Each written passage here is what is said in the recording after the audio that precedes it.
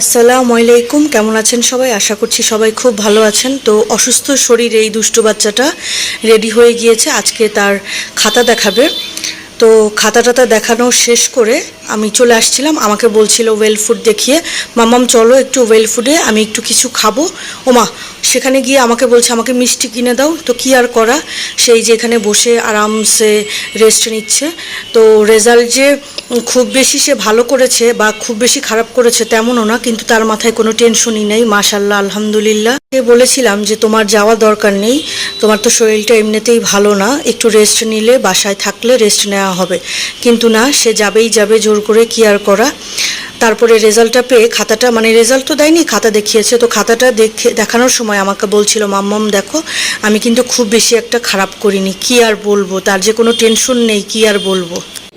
কি রেজাল্ট পাইছে, রেজাল্ট পেয়ে আমাকে বলতেছে মিষ্টি খাবে। তো চিন্তা কইরা দেখেন কি অবস্থা।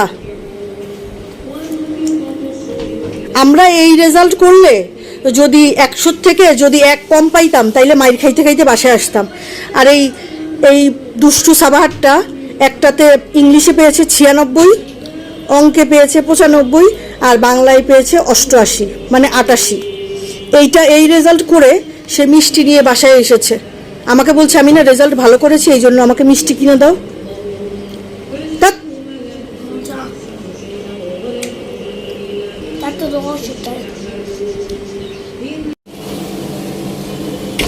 তো বারান্দায় আসলাম এই দুষ্টুদেরকে দেখতে। একজন তো মই বেয়ে উপরে উঠে যাচ্ছে, আরেকজনকে তো খুঁজে পাচ্ছি না। দেখি এখানের মধ্যে 2জন 5জন আছে।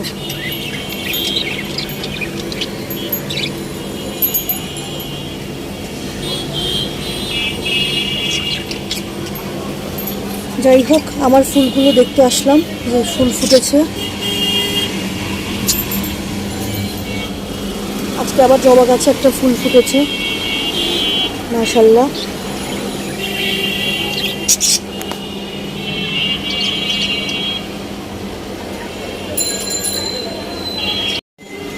এই যে দুষ্টু সাভারটা নাকি টগর ফুল নিবে, যেখানে এসে দাঁড়িয়ে আছে।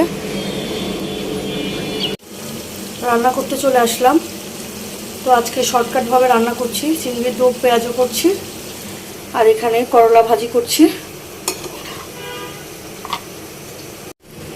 হয়ে গেল আমার চিংড়ির দো পেঁয়াজও। রান্নাটা খুবই সিম্পল, কিন্তু খেতে অনেক মজার।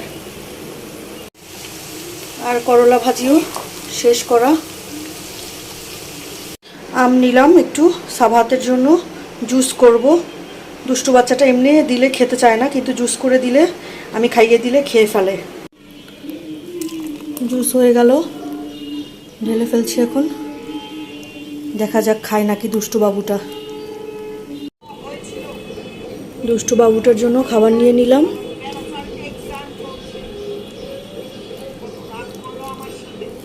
দেখি আজকে চিংড়ি মাছের দো পেঁয়াজা দিয়ে খেতে পারে কিনা।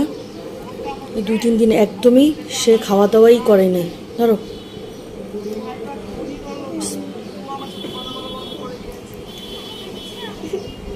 কি হয়েছে মনে? আর কি ঘ্যান ঘ্যান করে আমার মাথাটা ধরিয়ে দিচ্ছে। ঠান্ডার মেডিসিন দিচ্ছি, আর সেই ঘ্যান ঘ্যান করে আমার মাথা ধরিয়ে দিচ্ছে। আমিও খেতে বসলাম, ক্ষুধা লাগছে কিন্তু খেতে ইচ্ছে করে না। রাতে খেতে বসলাম। আজকে আর সন্ধ্যা থেকে ভিডিও করা হয়নি, একটু পাশের ফ্ল্যাটে গিয়েছিলাম।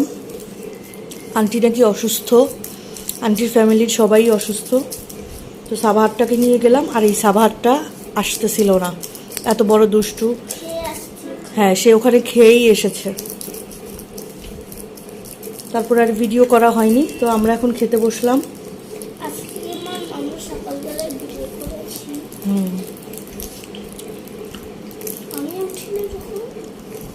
উঠেছ স্কুলে যাওয়ার সময়।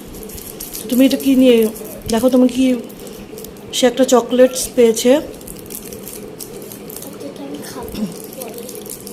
খাবে শিওর? বলছো তো খাবে, কিন্তু পরে তো আর খাও না। ওকে, সবাইকে তাহলে বাই বাই বলে দাও। আজকের মতো আমরা ভিডিও শেষ করে দিচ্ছি।